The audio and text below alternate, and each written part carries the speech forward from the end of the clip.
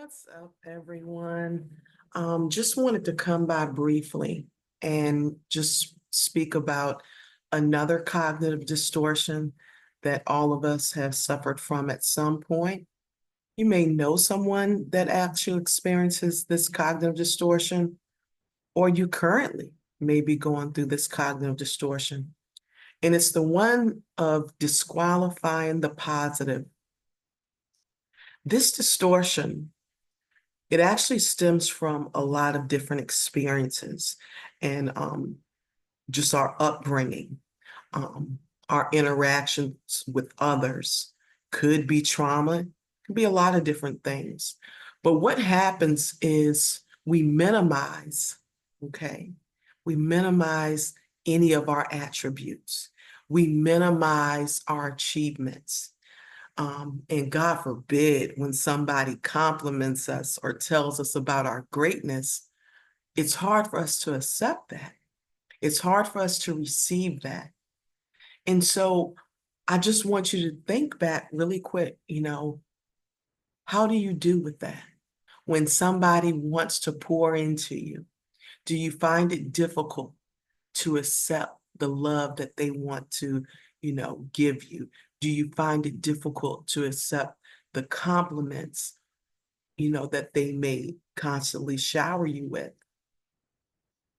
Some people, they'll say, why, you think you better than someone else? I mean, I've heard it all when it comes to disqualifying the positive, because they'll say, well, I don't want people to think, I don't want to toot my own horn. I don't want to come off as though, I'm conceited. No, I mean, that's a whole nother extremity, right? No. What has happened in our lives that for whatever reason, we don't feel that we deserve the praise that we receive?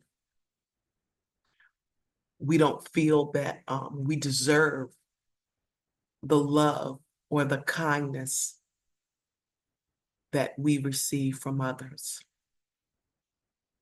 Because I'll tell you, that can be a significant barrier for anyone that also has a problem with extending that same type of love to self. When we struggle already with receiving compliments and praise, then my, it's going to be that much harder for us to extend even that same sort of love to ourselves. So then we find ourselves only focused on the external factors because that's what's comfortable for us, to have to really examine self and to acknowledge, I am doing well. I did, do good when I achieved this. Reflecting on a time when maybe you were struggling in comparison to where you are today. That's the first step, in practicing how to show that self-love. Because once we start showing self-love, once we start celebrating ourselves, then it makes it that much easier to open up that gateway for us to receive that which is poured into us. I want you to just think about that for a moment. Just think about that gateway and how easily we extend. It's almost like a one-way road where we're just going one way. It's all, pouring out on others. It's all encouraging others. But as soon as someone is like, you are doing awesome, the work you are doing is amazing, it almost begins to feel foreign and uncomfortable because we are so out of touch with even being able to connect that the person they're talking about is actually us. Just a different way to look at it. I've also seen that those who minimize and disqualify their positives, can sometimes also have a perfectionist trait. That perfectionist trait can be quite detrimental. It may seem to work for one in some areas, right? You know, especially when it's performative, competition, right? But then when it comes to our ability to receive positive feedback, right? When it comes to our ability to recognize our achievements, whatever that looks like, our just God-given attributes, our character, the greatness in our traits, then at times it's like, yeah, but I did that. And so then we just disqualify everything else because we may have this mindset of perfectionism. Perfectionism traits can actually creep up on an individual and they not even be aware that they have that. One sure sign is when even others around you are like, wow, you did such awesome work and whatever it may be. And they're just celebrating you. And your mind is on to the next thing already. You even can begin to set unrealistic expectations.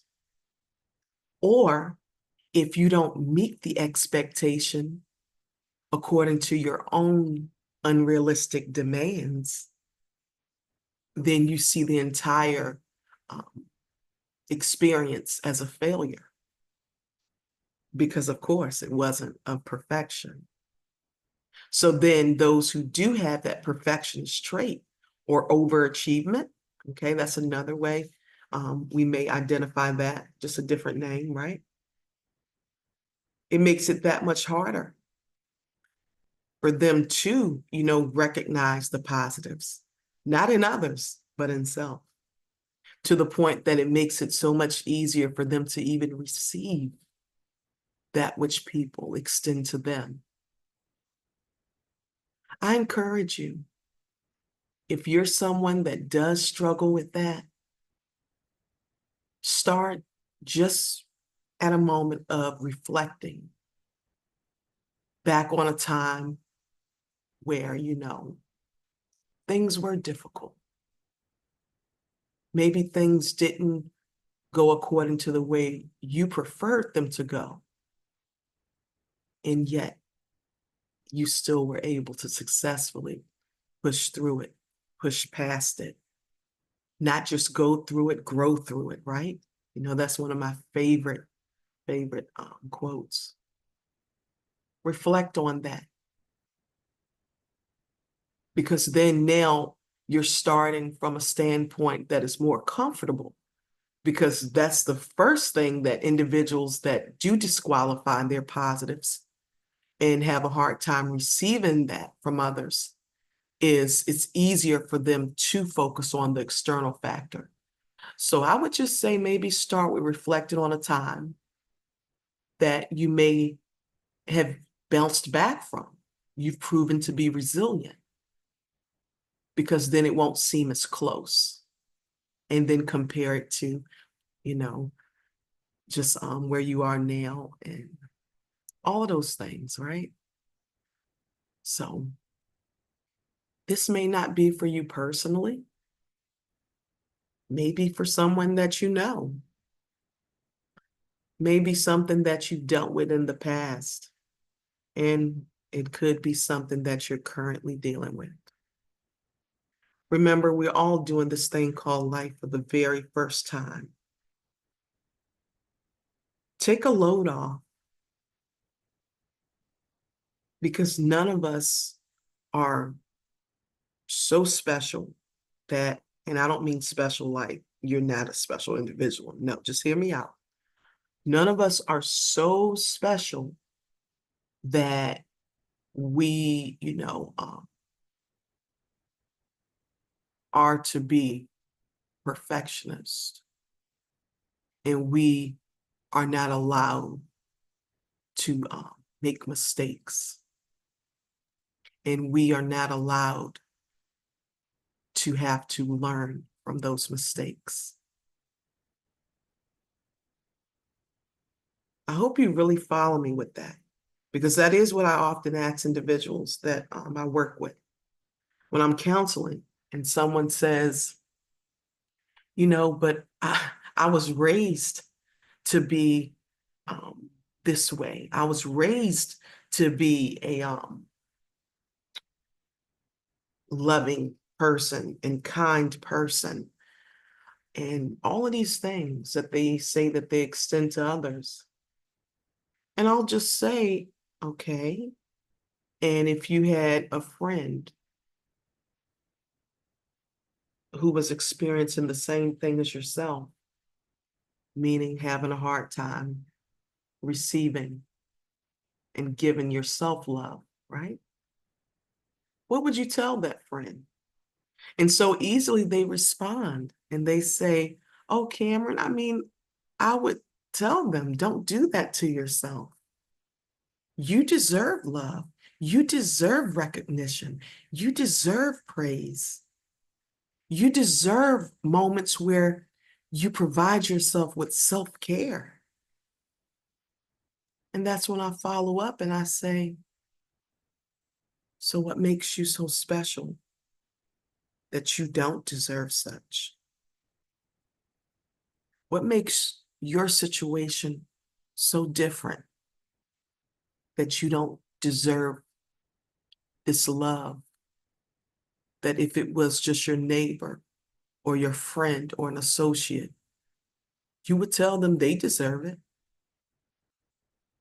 Just a different way to look at it, because sometimes it's our perspective that becomes the barrier.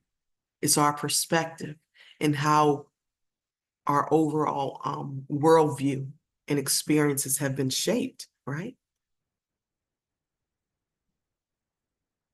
But just ask yourself that. Why is it that everyone else deserves this but me? Be gentle with yourself. Try to really reflect on all that I discussed briefly tonight. I encourage you to continue to just be kind to yourself. Be patient with yourself. Okay, so things didn't work out the way you wanted it to. This isn't the first time. And yet you still thrive. Yet you're still resilient. It doesn't feel good. And yet you're still here. I appreciate all of you for just stopping by. I appreciate all of the new subscribers. And I pray that you have a wonderful, wonderful night and a beautiful week. Blessings to you all.